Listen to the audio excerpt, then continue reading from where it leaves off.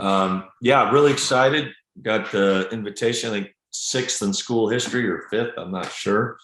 NIT program, great milestone for a program, our third year to be able to do this, playing a really good Santa Clara team with Coach Herb Sendek, so have some familiarity.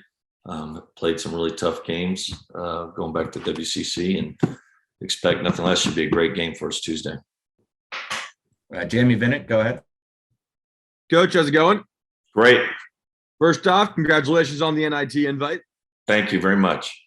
As you just said, it's been a long time since this team or program made the NIT. The last time they had some guy named Thompson. He ended up having a decent career, but just to kind of in year three get to this point, from where you took over, obviously having to kind of turn a program around, and now being in the NIT, you have the opportunity to get a 20th win. I mean, what does that kind of speak to the way that the players have bought into the culture and the way that you as coaches have kind of built something special here?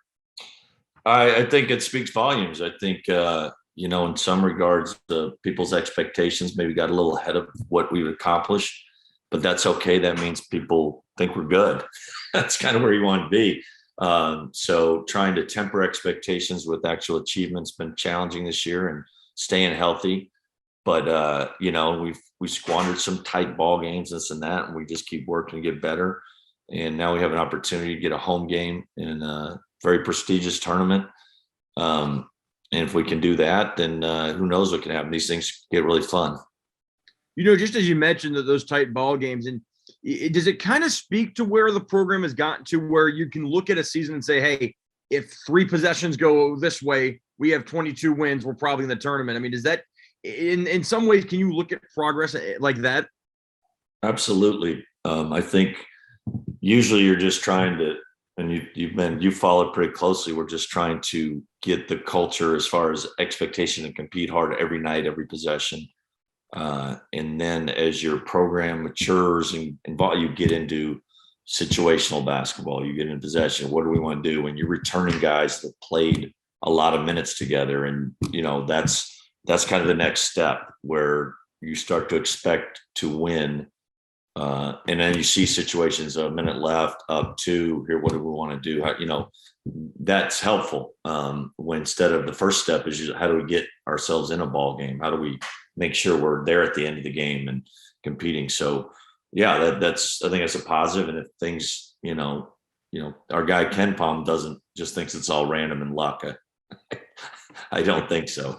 But I think we had good luck our first couple of years and won some games, and it bit us a little bit this year. But I think that's I think it's the expectations, and having to deliver on that does create a little challenge for us, mental hurdle that you have to get over. These extra practices, you get an extra game in. How valuable in your eyes is that experience for a team that is still quite young, maybe not as young as last year, but still you've got guys like Bamba and Andre and Mo and F.A. and Deshaun, guys who are still first, second year in the program. I mean, how valuable is it to get these extra practices, this extra game, when you kind of look to the future of the program? You just have to become a program that's accustomed to giving up spring break. And that's something you keep pushing through, and you want to have your team ready to play in March and be mentally fresh and just, this is a great step, and see how we react to playing on Tuesday. Has the season gotten too long for us, or is there an excitement that we have a chance to play in postseason in advance? And I think our group will be excited, and hopefully we play well. This just kind of didn't get a chance to ask after the game against UCLA, just, not being in Vegas. But it seemed that when UCLA went on that run, a lot of that was with F.A. on the bench. Are you still trying to kind of manage those minutes just because he's got that lingering knee issue? His knee was bothering him a little bit, and the back-to-back was there. But I don't necessarily know if it was during that run, I don't know if it was necessarily that was the situation, but he has, we got to be cautious with it, and hopefully this off season will get it healthier and stronger and everything, and he'll be okay. And then just last thing on that, do you expect to have Mo tomorrow? I think we should in some capacity. Today will tell us a lot, but he seems like he's progressing the right way, and how much he'll be able to play is we'll see. But they have a really good forward, Josip Brankic, who's old. I swear, I recruited him back at Columbia. So, so it's like he's definitely at least a 5th-year guy, and he's a really good basketball player. Has really good sense, and he's kind of when he missed some games from Mono this year, I believe, and when he was healthy, they're a really good team. So I think they're around their 60s, and probably with him, they're probably like a top 35 team, something like that. They're probably an NCAA caliber. They're right in there, that group. They're really good offensive team. Thanks, Coach. Good luck tomorrow. Thank you. Colton Clark, go ahead. Hey, Coach, how's it going? Great, Colton. How are you doing? Awesome. Thanks a lot. After all the guys have been through this year, what was kind of their reaction to getting this yesterday and especially getting to host? Didn't expect the host. But just, we kept it real, man. We were really excited just to get in. My wife caused me a lot of stress. I felt like Pat had done a good job of reaching out to people and felt pretty comfortable with how our league was promoting our efforts and how the NIT would view our resume. But then my wife got online and got me just in a tizzy. And I said, geez, she had us out.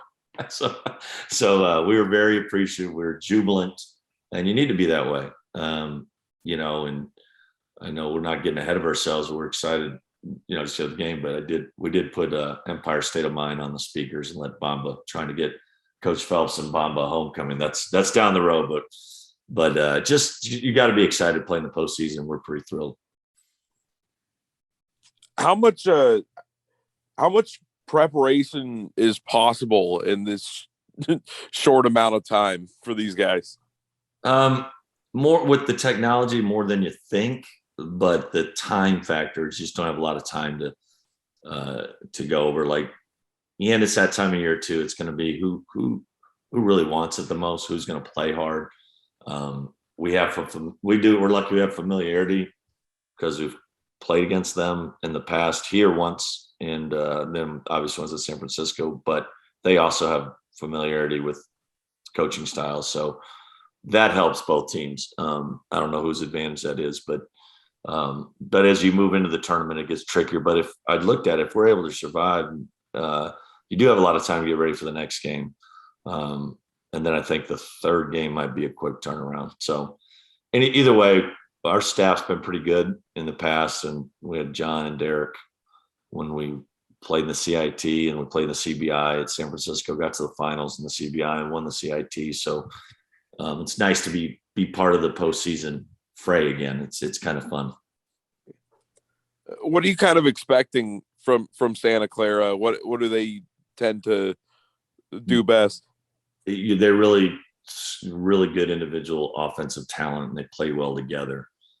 They've got some veterans in Vrankich and Williams that have played together for 3 years, and there's probably their two best players, plus Justice, who's I think is in his 4th year. Those guys, that nucleus of guys playing together and really skillful.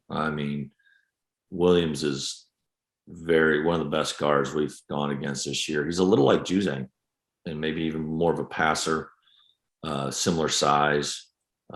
So I would think, that when you got a Juzang type player, Jalen Williams, I think I'm sure NBA guys would look at him in the same capacity, that you have a guy that make a play at the end of the clock, can get 30 in a game, plus he could get 10 assists. So, and then Vrankich is just a steady guy, that really good passer, unique kind of a point forward guy that gets everyone involved. And I think they're top 30 offensive team in the country, and they're well coached, goes without saying. Do you know off the top of your head how many times you've been a part of the NIT, and what are some of the moments from this tournament that kind of stand out to you? As a coach, I think, gosh darn it, I think I've only played in it once. Tell me if I'm wrong. And it was 2009, and we had our best team ever at St. Mary's, and we were really kind of stunned a little bit because we had Patty Mills in his sophomore year, and he'd been hurt and came back, and we were really good. And we had to, same thing, we got, didn't get in Sunday, and we had to turn around and play Washington State team on Tuesday, but we got a home game, and they had Clay was a freshman, and I think Aaron Baines was a senior, plus they had Rochester. So they were a really experienced team that was good, and we were able to beat them, and it was awesome. That was a great win for us. And then we played Davidson the next game when they had Steph Curry, and it was a sellout, and it was a great environment. We won that one. Then we went down to San Diego State, and they had a sellout, and they beat us by 2 to go to New York. So as far as the players and coaches, it's an awesome tournament because these home environments. It'll be tricky with us being spring break, but that's what my memory is like. I wish the NCAA tournament was like this, because these games, these venues are thrilling. It doesn't get obviously the same attention the NCAA tournament does, but when you play in the NCAA tournament, it's like playing in a vacuum. There's, you got it's not as, you're in these big venues and there's not the same spirit involved, but these NIT games, and it's pretty cool. And then everyone's trying to battle for a trip to New York, which would be pretty cool.